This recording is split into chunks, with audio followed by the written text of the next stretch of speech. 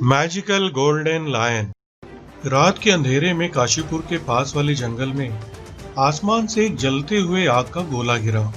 गोले के गिरते ही बहुत बड़ा धमाका हुआ और उसमें से एक शेर बाहर निकला। वो शेर पूरा सोने का था और किसी खास व्यक्ति की तलाश में धरती पर आया था, जिसे ढूंढने के लिए वो गांव की तरफ बढ़ने लगा। वहीं अगले दिन काशीपुर गांव में एक छोटा लड़का जिसका नाम सुरेश था, अपनी भूख मिटाने के लिए भीख मांग रहा था। सुरेश पहले अपने माता पिता के साथ अपने घर में रहता था। वो बहुत खुश थे। सुरेश का चाचा जिसका नाम रंजीत था, वो बहुत लालची और कपटी किस्म का व्यक्ति था और सुरेश के पिता से बहुत जलता था। एक दिन एक्सीडेंट में सुरेश के माता पिता की मृत्यु हो गई। मौके का फायदा उठा के रंजीत चाचा ने उनका घर और जायदाद हथिया लिया और सुरेश को घर से बाहर निकाल दिया। तब से सुरेश भीख मांगकर अपना पेट भरता था और गांव में सड़क के किनारे सोता था। थोड़ी देर बाद जंगल में उसी जगह एक और जलता हुआ गोला गिरा, जिसमें से एक शैतान बाहर आया और गांव की तरफ बढ़ने लगा।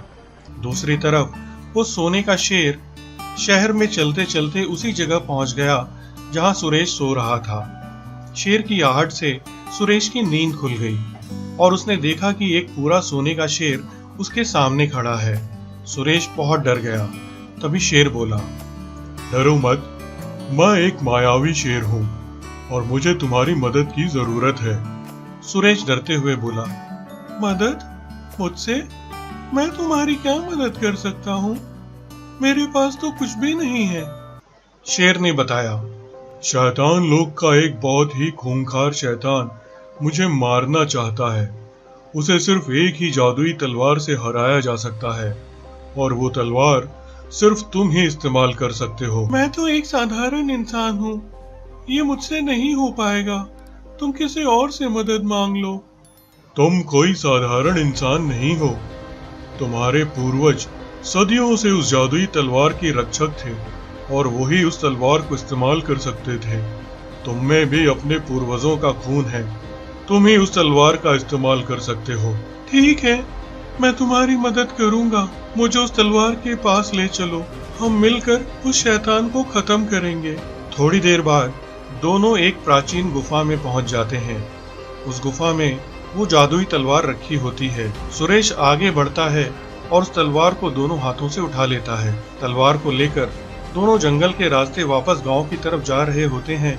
तभी वहां वो खूंखार शैतान पहुंच जाता है और शेर पर हमला करने लगता है। ये देखकर सुरेश उस शैतान पर जादुई तलवार की शक्ति को इस्तेमाल कर देता है और वो शैतान वहीं ढेर हो जाता है। बाद में सुरेश और शेर गांव वापस पहुंच जाते हैं। शेर सुरेश से कहता है, तुमने अपनी जान की परवाह किए बिना मेरी मदद की। अब इसके बदले में तुम्हारी मदद करूंगा। तुम्हें जब भी और जितना भी पैसा या सोने की जरूरत हो, मैं तुम्हें दूंगा। शेर अपनी शक्ति का इस्तेमाल करता है और बहुत सारे पैसे अचानक से सुरेश के सामने आ जाते हैं। इतने सारे पैसों को देखकर सुरेश बहुत खुश हो जाता है। कुछ ही दिनों में उस शेर के दिए हुए पैसों और जादुई तलवार की शक्ति से सुरेश एक बहुत बड़ा और आलीशान घर खरीद लेता है और बहुत अमीर बन जाता है।